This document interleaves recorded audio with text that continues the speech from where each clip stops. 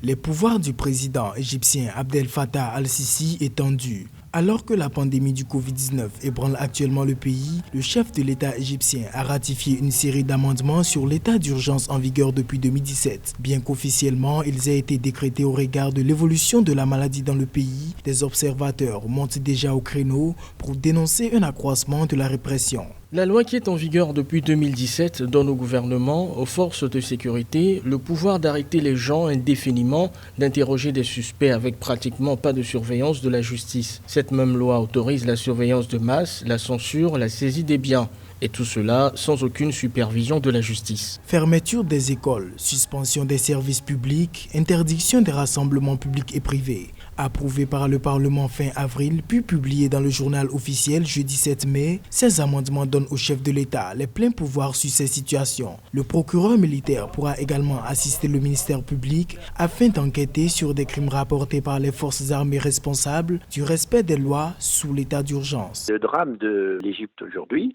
c'est que les États-Unis ont annoncé qu'ils retiraient leur soutien et leur financement de la force spéciale du Sinaï. Donc lui disait protégez-moi contre mes terroristes à moi. Il utilisait tout cet argent pour réprimer son peuple. Il n'y a pas de démocratie, il n'y a pas de création de richesse, il n'y a rien. Donc M. Sisi est dans de sales draps parce que M. Trump lui dit « Ah, maintenant on n'a plus besoin de toi ». Donc c'est comme un Kleenex, on lui jette. C'est ça l'ambiance de l'Égypte aujourd'hui. Donc ne comptez que sur eux-mêmes.